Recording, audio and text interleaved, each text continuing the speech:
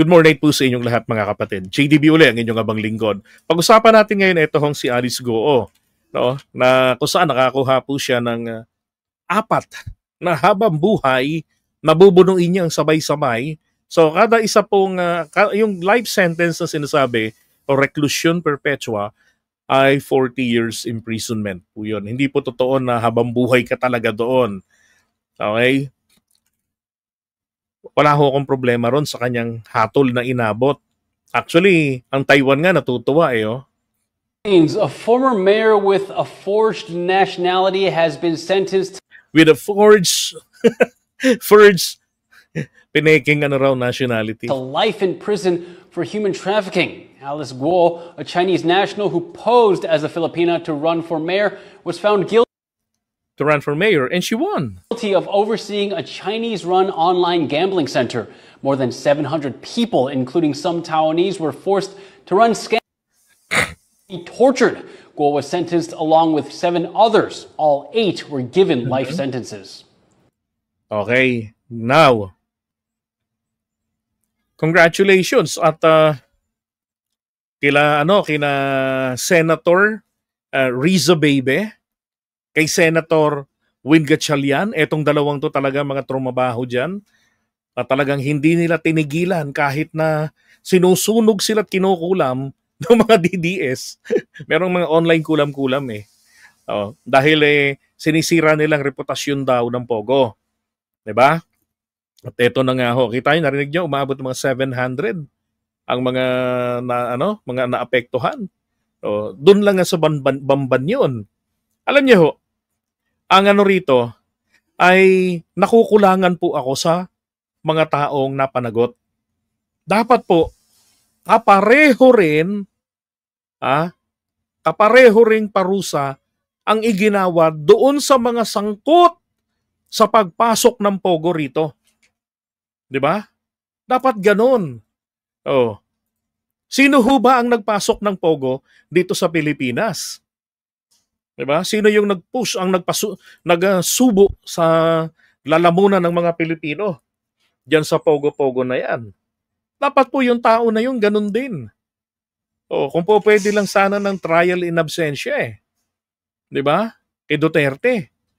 At sinabi rin ni Attorney Roque, habang siya po ay imbierna na spokesperson ni Duterte, sinabi niya na ang Pogo ay katulad ng BPO, kahit hindi naman taga BPO ang Pogo, yan daw ay nagbibigay ng cash resource sa presidente, ay sa gobyerno. Gago talaga si Roque, no? Kunwaring nadudulas. Pero ang totoo, ibinubuking niya. Ngayon, isipin mo na lang ito ha. Hindi ho ba kung ang inyong grupo, ang inyong pamilya ay binigyan kayo ng pagkain na mayroong nakapagdulot ng sakit, let's say may nalason, may namatay. Hindi ho ba na yung nagbigay na yon, pati yung kanyang kasama na nagbigay, hindi ho ba dapat papanagutin natin? 'Di ba? Okay na naparusahan si Alice Goo, gaya nga ng balita, for overseeing. Kasi kahit tinatanggi niya yung mga bills, yung lahat-lahat ng mga dokumento, lahat nakapangalan sa kanya dahil dun sa building na yon. At ang daming mga depekto sa proseso na para talagang masabi natin na hindi na po talaga siya kabilang doon. Ngayon, ay, teka. Asa na yun? Hindi ko pala nailagay rito yung maalala ko lang din kasi nga, hindi ba't sina Bongo, yan yung mga tawag dito, Amy Marcos, yung mga bumoto na pabor para dyan sa Pogo. Ito, let me show you this.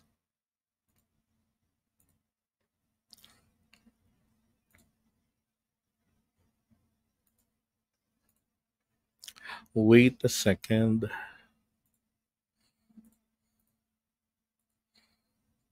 And look at the hypocrisy of Senator Bongo.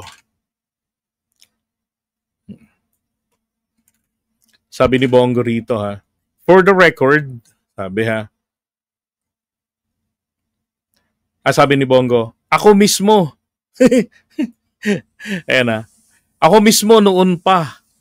That was September 9, 2024. Ako po mismo noon pa against po ako sa Pogo. Ikwento mo yan kay Digong. Sa harap ni Digong, patunayan mo sa amin. Sinabi mo kay Digong, Mr. President, I beg to disagree. Sabi niya, ako po mismo noon pa against po ako sa Pogo. Pag-apektado na po ang peace and order. Hanip sumegway no? Pag-apektado na. For the record, ayaw ko talaga ng Pogo. Wow, may nagkomento. For the record, Senator Bongo, Senator Kiko, Senator Bongo, Senator Kiko, and Franklin Drilon, Kiko Pangilinan, Risa Ontiveros lang ang against sa Pogo noon. And that's true. Again, isa ako sa mga masugid na independent vloggers na nakasuporta at nagtatanggol ng grabe kay Duterte noon. At eto nga pong mga kumukontrang ito, inaatake namin yan. Inaatake ko yung mga yan. Kaya alam ko kung sino lang talaga ang ayaw sa Pogo. Ano pa? Senators who signed the report on the bill granting citizenship to Li Duan Wang, a Chinese national alleged Pogo ties. Andyan na naman si Bongo Bato de la Rosa, diba? Joel Villanueva, Cheese, Robin Padilla, and Francis Tolentino. Siya pa yung sponsor. Yung mga re-electionist yung nakarang halalan na bumoto dun sa Pogo Law. Yung Pogo Law, wala naman kasi talagang Republic Act na sabi nating batas na sinasabi na nag-create ng Pogo. Walang ganon. Pagkos nanggaling lang yun doon sa parang executive order ni Duterte or administrative order niya. And then, ang ginawa ng mga to legitimize the existence of Pogo, ginawan po nila ito ng batas ng pagbubuwis. Na ginawan nila ng taxation. Paano po sisingilin sa buwis ang Pogo? And that law, when Duterte signed into law, and that legitimized the existence of Pogo sa Pilipinas.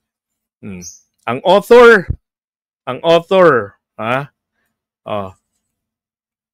Amy Marcos. Eto pa. Diba? Sponsor and author.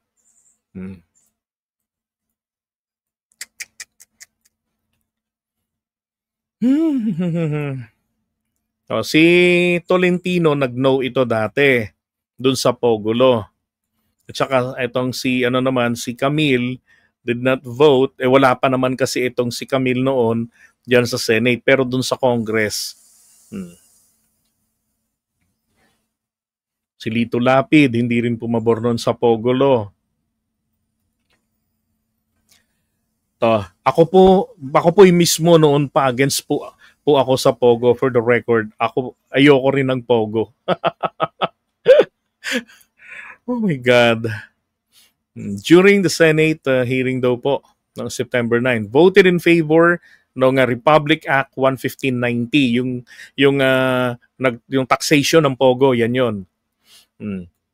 And then tagged as a funnel for Pogo money and intelligence fund used in the quota and reward system during Duterte's bloody war on drugs. And then, sabi niya, did not sign committee report. Yung committee report na hinihingi nila yung gradual, unti-unti na pag-phase out ng Pogo. Kasi pinagtatalunan nun sa Senate, tanggalin na ba natin? Iba na ba? Diba? Marami pa rin pong nakikinabang noon sa Pogo at alam nila, the moment they said yes, ang mangyayari dito, madidisgrasya sila sa boto ng mga pro-Duterte. Kaya ito na pagkasunduan, unti-untiin na lang nating tanggalin. Hindi rin naman pala nakakatulong itong Pogo na to, hindi nagbabayad ng tama. Dapat nga 65 billion annually ang masisingil ang gobyerno, pero hindi pala nagbabayad ng tama ang mga taga-Pogo. Hanggang ang Pangulo na natin sa kanyang SONA, sinabi niya, all pogos are banned. Diba? Yan naman ang gawain ni Bongo Umeps. Yung malasakit center niya, kala mo naman galing sa kanya talagang, diba, pinangalanan lang niya ng malasakit, pero dati naman daw swayan. Kaya lang siya, umepal.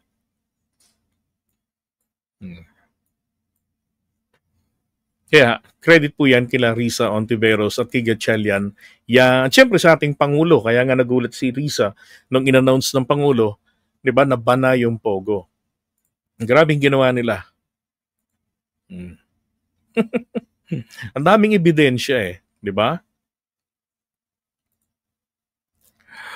Okay, eto naman pag